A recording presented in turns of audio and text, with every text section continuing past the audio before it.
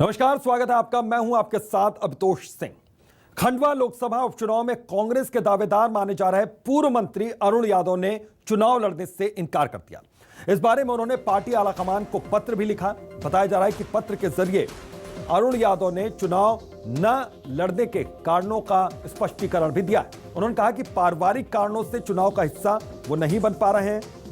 ये उन्होंने स्पष्ट तौर पर कहा है कि पारिवारिक कारण है, इसलिए वो इसका हिस्सा नहीं बनेंगे। उपचुनाव के लिए 6 महीने से काम कर रहे हैं। उन्होंने कहा कि अब पार्टी जिसे भी उम्मीदवार बनाएगी उसका वो पूरी तरीके से समर्थन करेंगे। वहीं इधर अरुण यादव के चुनाव में नहीं लड़ने के फैसले से कांग्रेस में घमासान मच गया। दरअसल पिछले काफी लंबे समय से अरुण यादव इस क्षेत्र में सक्रिय थे और पार्टी में उनका टिकट भी लगभग पक्का माना जा रहा था।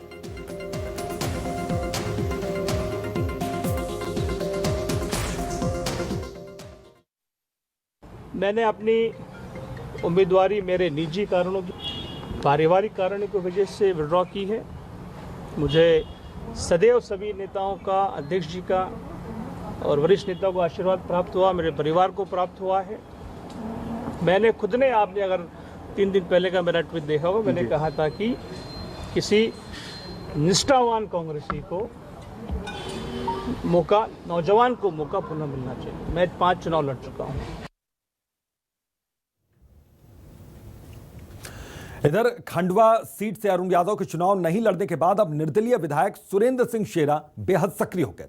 सुरेंद्र सिंह का बड़ा बयान सामने आया। उन्होंने कहा कि पहले दिन से वो जानते थे कि अरुण यादव चुनाव नहीं लड़ेंगे। सुरेंद्र सिंह शेरा से बातचीत की हमारे संवाददाता शबीर अहमद ने। मेरे साथ खुद सुरेंद्र सिंह शेरा मौजूद है, उन्हीं से बात करते हैं। सर, आपके लिए तो बहुत अच्छी खबर है, अरुण यादव ने पैर पीछे खींच लिए। अच्छी खबर, खराब खबर नहीं है। 2 ही लोग उम्मीदवार है, जयश्री सुरेंद्र सिंह ठाकुर और अरुण यादव जी। और अरुण यादव जी का कुछ अपना पारिवारिक तकलीफ है जिसके कारण वो नहीं लड़ रहे। तो अब जयश्री सुरेंद्र सिंह है सेकंड ऑल्टरनेट आदरणीय कमलनाथ जी की लिस्ट में, और उनके सर्वे रिपोर्ट में भी है। अब वो हाईकमान है, वो जैसा चाहेंगे वैसा करेंगे, जो डिसीजन लेंगे अपन सर आंखों पर है। पारिवारिक कारण है कि सियासी कारण है? क्योंकि बताया जा रहा है 2 दिन पहले ही स्क्रिप्ट लिख दी गई थी कि अरुण यादव चुनाव नहीं लड़ने जा रहे जब वो दिल्ली में थे। सर, आप ऐसी बात बोलोगे तो मैं अब ऐसा बोलना चाह रहा हूँ कि डे 1 से मैं जानता हूँ कि वो नहीं लड़ेंगे। एक्चुअली में वो उनकी सोच है कुछ, मैं जानता था, मेरा कैलकुलेशन था कि वो नहीं लड़ेंगे चुनाव। आज फिर नेताओं से मुलाकात करेंगे, कांग्रेस के बड़े लोग से मिलेंगे, जुड़ेंगे, चर्चा करेंगे, चिंतन करेंगे, क्या पार्टी का विचार है, आदरणीय कमलनाथ जी की क्या आदेश है, सोनिया जी के क्या आदेश है, उस पर सब निगाह रखेंगे और उनकी कार्रवाई जल्दी हो। क्योंकि ऑलरेडी हम लोग बहुत लेट हो चुके हैं चुनाव में जाने से, और पिछले 5 महीने से मैं कमलनाथ जी से निवेदन कर रहा था कि साहब आप तो इसका चुनाव लड़ना चालू करा दो।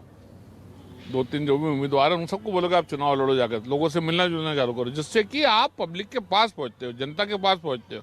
जितना आप जनता के करीब पहुंचोगे, आम लोगों से हाथ मिलाओगे, आम लोगों के घर जाओगे, उतने आपके संबंध मजबूत होते हैं और एक दूसरे को समझने में आसान रहता है। अब देखना होगा कांग्रेस का ये घमासान कहाँ जाके रुकता, क्योंकि विवाद कांग्रेस के अंदर टिकट को लेकर बढ़ता जा रहा है।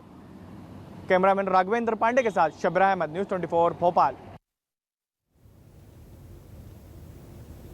तो कांग्रेस के वरिष्ठ नेता अरुण यादव के चुनाव नहीं लड़ने पर गृहमंत्री नरोत्तम मिश्रा का बयान सामने आया। नरोत्तम मिश्रा ने कहा कि हमसे रेस लगाने की चुनौती देते हैं और खुद अपनी पार्टी में अढ़ाई घर चलते हैं। किसी के जमीर पर आप चोट करेंगे तो वो अरुण यादव बनेगा। उन्होंने ये भी कहा कि कांग्रेस हताशा के दौर में है और कार्यकर्ता निराशा के दौर में। किसी के भी जमीर पर आप चोट करेंगे तो वो अरुण यादव बनेगा। अरुण यादव जी के इनकार करने की पटकथा तो कमलनाथ जी के समर्थक बहुत पहले से लिख रहे थे। जब वो बता रहे थे कि उनकी 1000 एकड़ जमीन है, कॉलेज चलाने में व्यस्त हैं, स्कूल चलाने में व्यस्त है, तभी अरुण यादव जी की इनकार की पटकथा लिखी जा रही थी। तो एमपी उपचुनाव को लेकर कांग्रेस कभी भी प्रत्याशियों के नाम का ऐलान कर सकती है। जोबट प्रभारी रवि जोशी ने कहा कि सभी सीटों के लिए 2-2 नामों का पैनल तैयार किया गया। आलाकमान से हरी झंडी मिलने के बाद नाम का ऐलान कर दिया जाएगा। तो कांग्रेस प्रत्याशियों के नाम लगभग फाइनल हैं। जोबट प्रभारी रवि जोशी का बड़ा बयान कि आलाकमान की हरी झंडी जैसे ही मिलेगी नामों का ऐलान कर दिया जाएगा। पैनल बनाकर दिल्ली हाईकमान को भेजा जाता है। माननीय कमलनाथ जी कल जब दिल्ली गए हैं तो सारा पैनल बना के दिल्ली ले गए। आज आलाकमान से चर्चा करेंगे।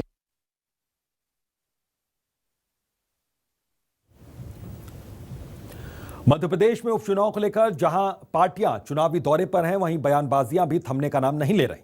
बीजेपी प्रदेश अध्यक्ष वीडी शर्मा ने कमलनाथ और दिग्विजय सिंह पर जोरदार तरीके से हमला बोला। उन्होंने कहा कि कांग्रेस नेतृत्व की राह पर दिग्विजय और कमलनाथ बेटों के अलावा किसी और को आगे नहीं आने देंगे। अपने बेटों के अलावा किसी को मौका वो नहीं देंगे। इसके साथ ही साथ उन्होंने अरुण यादव पर भी निशाना साधा। इस समय बीजेपी के प्रदेश अध्यक्ष वीडी शर्मा यहाँ पर हैं। सर, कब तक टिकट डिक्लेयर हो जाएंगे? टिकट डिक्लेयर जल्दी हो जाएंगे। माना जाए आज से कल में सूची आ जाएगी, जल्दी आ जाएगी। सर, अरुण यादव को लेकर जो स्थिति बनी है खंडवा से, आप क्या देख पा रहे हैं? आप क्या अरुण यादव के पीछे हट रहे हैं? दिग्विजय सिंह जी को और कमलनाथ जी को अपने बेटों को मध्य प्रदेश की राजनीति में स्थापित करना, तो अरुण यादव का क्या होगा? यही होगा जो हो रहा है। तो सर, अरुण यादव कांग्रेस में माँ और बेटा किसी को नहीं आने देना चाहते केंद्र के अंदर, और मध्य प्रदेश के अंदर दोनों नेता अपने बेटों के अलावा किसी को नहीं आने देना चाहते। तो इसलिए ऐसे लोगों के साथ जो कांग्रेस करती आई है वही कर रही है। ये नेचर है कांग्रेस का। तो क्या माना जा रहा है सर, अरुण यादव वाकई नहीं लड़ पाएंगे टिकट? अरे ये तो उनका काम है। हम तो भारतीय जनता पार्टी तो अपने काम में लगी है।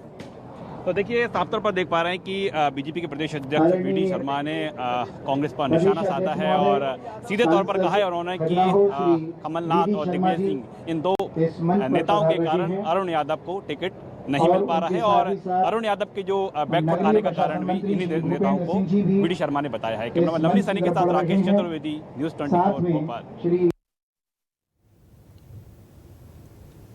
उधर खबर अलीराजपुर से। जोबट विधानसभा में बीजेपी में बगावत तेज हो गई। सुलोचना रावत के बीजेपी में शामिल होने का मामले में सैकड़ों नाराज बीजेपी पदाधिकारियों ने इस्तीफा दे दिया। नाराज नेताओं को मनाने की कोशिश लगातार हो रही है। मंत्री ओम प्रकाश सकलेचा भी उन मंत्रियों को, उन नेताओं को, उन पदाधिकारियों को मनाने में जुटे हुए हैं। नाराज नेताओं से मिलने के लिए वो आज पहुंचे हुए थे। एसटी मोर्चे के प्रदेश अध्यक्ष भी नाराज नेताओं को मना रहे हैं। तो ओम प्रकाश सकलेचा भी नाराज नेताओं को मनाने में जुटे हुए हैं। मंत्री हैं, नाराज नेताओं से मिलने के लिए आज पहुंचे सकलेचा साहब, और उन्होंने काफी समझाया बुझाया वहां पर। तो एसटी मोर्चा के प्रदेश अध्यक्ष भी इस मौके पर पहुंचे और उन्होंने भी कार्यकर्ताओं को, पदाधिकारियों को समझाया। हालांकि नाराजगी इस बात को है कि सुलोचना रावत को एंट्री क्यों दी गई, क्योंकि इससे वो हाशिए पर खुद को आता हुआ देख रहे हैं। तो एमपी में उपचुनाव को लेकर बीजेपी प्रदेश अध्यक्ष मुरलीधर राव ने कार्यकर्ताओं के साथ बैठक की। इस दौरान उन्होंने कहा कि खंडवा सीट से नाम फाइनल हो गई है, जल्द ही नाम का ऐलान किया जाएगा। वहीं चुनाव को लेकर कहा कि चुनाव को लेकर बीजेपी की तैयारी बहुत पहले से है।